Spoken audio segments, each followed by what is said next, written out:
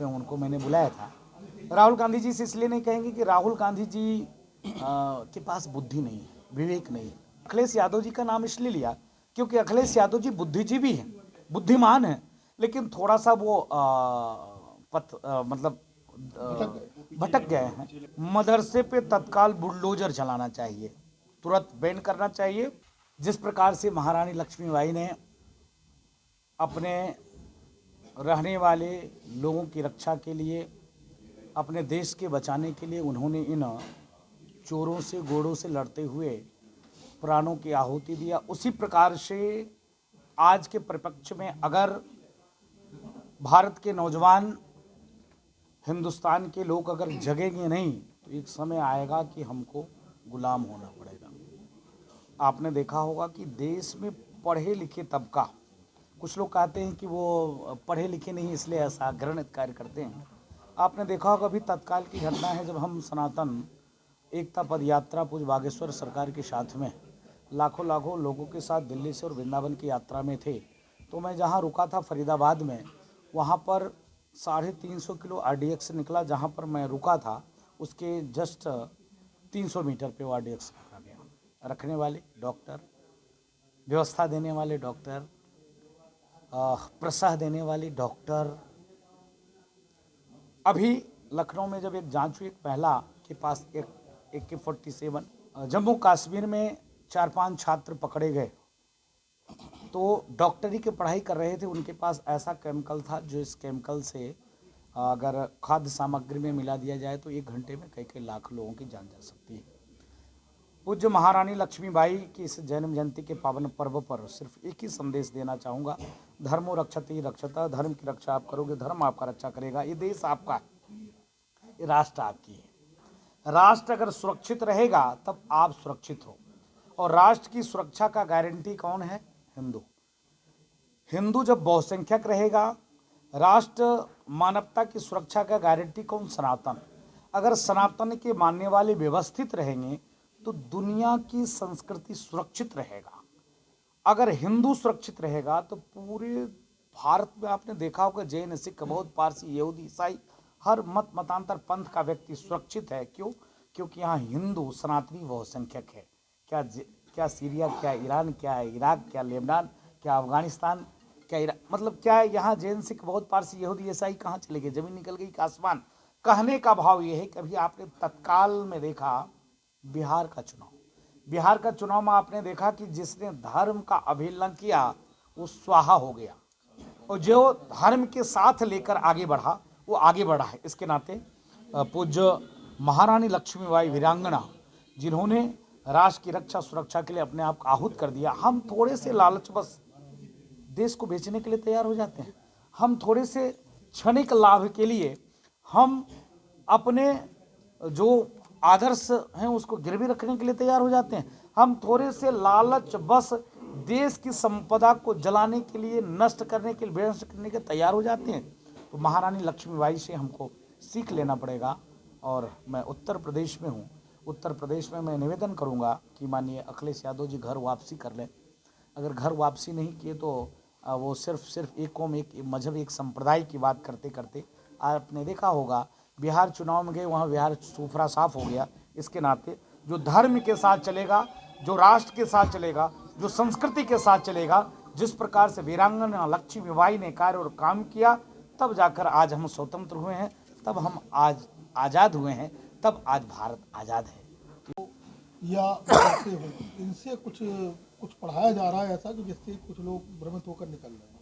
मैं निवेदन पूर्वक कहना चाहूँगा, भारत में रहने वाला हर व्यक्ति, चाहे वो जैन हो, सिख हो, बौद्ध हो, पारसी हो, यहूदी हो, ईसाई हो, सिख हो, मुसलमान हो, सब के सब हिंदू ही है।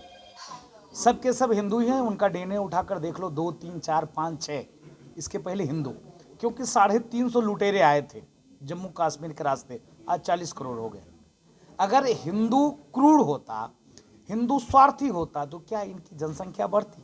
क्या आज राजू दास अफगानिस्तान में नहीं पाए जाते? राजू दास बांग्लादेश में नहीं पाए जाते? तो रघुराज प्रताप चाहे राजा भैया हों, चाहे तमाम बुद्धिजीवी वर्ग के लोग हों, मेरे कहने का भाव है, अगर स्कूल की शिक्षा, जितने मदरसे हैं, मदरसे पे तत्काल बुलडोजर चलाना चाहिए, तुरंत बैन करना चाहिए, नहीं तो ये स्थिति परिस्थिति बनी रहेगी। जब मदरसे में कहा जाएगा कि बुत पूजक काफिर होते हैं, इनके गले काटने से 72 हूरे और जन्नत मिलता है, क्या जैसे हमारे यहाँ क्या सिखाया जाता है, धर्म की जय हो, अधर्म का नाश हो, प्राणियों में सद्भाव, विश्व का कल्याण हो।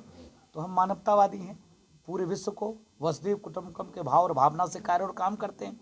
एक तरफ 24 घंटा लाउड स्पीकर 5 वक्त लगा कर कहा जाता है मेरा ही अल्लाह महान है, इबादत की योग है, बाकी कोई पूजा की योग नहीं है, बाकी कोई पूजा की योग नहीं है। 5 वक्त लाउड स्पीकर लगा कहा जाता है। किसी मंदिर से आपने सुना है कि सिर्फ राम महान, कृष्ण महान, बुद्ध महान, बाकी सब कोई इबादत की योग नहीं है। इसके नाते जब तक, फिर मैं कहता हूँ, पूरे मदरसे पे तत्काल आप बुलडोजर चलाइए, नंबर 1। नंबर 2, सभी मस्जिदों में CCTV लगाइए। क्या शिक्षा दी जाती है, मंदिर में भी लगा दीजिए, मदरसे में भी लगा दीजिए, आपको पता चल जाएगा दूध का दूध पानी का पानी। प्रत्यक्ष क्या शिक्षा दी जाती है आपके सामने आ जाए। या तो फिर तत्काल मदरसों में इतिहास, भूगोल, नागरिक शास्त्र, समाज शास्त्र की पठन पाठन हो, तभी जाकर बच पाएंगे। आप समझो कि अभी तत्काल की घटना ज्यादा दूर नहीं हो, किसी ने विरोध नहीं किया, किसी ने विरोध नहीं किया, सबके सब डॉक्टर, सबके सब इंजीनियर। जो डॉक्टर दूसरे को जान बचाने का कार्य और काम करता है, भगवान के रूप में लोग, समान वर्ग का व्यक्ति पूछता है कि डॉक्टर मतलब भगवान मिल गया। हॉस्पिटल हम चले गए तो सोचे कि अब बच जाएंगे, और डॉक्टर ने कहीं इलाज कर दिया तो अरे अब तो बच जाएंगे। वही डॉक्टर मौत का सामान बेच रहा है, वही डॉक्टर लोगों को मारने का योजना और प्लानिंग कर रहा है। तो इसके नाते निवेदन करूंगा उनसे। राहुल गांधी जी को मैंने सनातन एकता पद यात्रा में बुलाया था, वो आए नहीं, और उसमें उनको मैंने बुलाया था। राहुल गांधी जी से इसलिए नहीं कहेंगे कि राहुल गांधी जी के पास बुद्धि नहीं है, विवेक नहीं है। राहुल गांधी जी विपक्ष के नेता तो हैं, अगर बुद्धि होती, विवेक होता तो भारत का अपमान करना, सनातन का अपमान करना, हिंदू देवी देवताओं का अपमान करना, इसके नाते उनका नाम नहीं लिया। मैं माननीय अखिलेश यादव जी का नाम इसलिए लिया क्योंकि अखिलेश यादव जी बुद्धिजीवी हैं, बुद्धिमान हैं, लेकिन थोड़ा सा वो मतलब भटक गए हैं। और भटक इसलिए गए हैं क्योंकि उनको लगता है कि सिर्फ एक कौम, एक मजहब, एक संप्रदाय से हम कार्य और काम कर सकते हैं।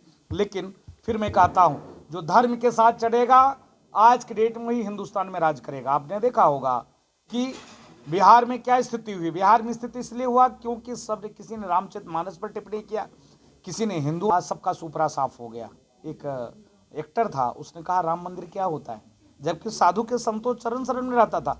राम मंदिर का विरोध क्या खत्म हो गया। आप अभी कल माननीय पूज्य योगी आदित्यनाथ जी महाराज अयोध्या में थे, हनुमानगढ़ी दर्शन किया, हम लोग साथ ही राम मंदिर गए। राम मंदिर में 25 तारीख को भव्य कार्यक्रम है, जिसमें देश के यशस्वी प्रधानमंत्री और माननीय संघ प्रमुख जी के अलावा देश के कोने कोने से 8000 से ऊपर साधु संत महात्मा आ रहे हैं।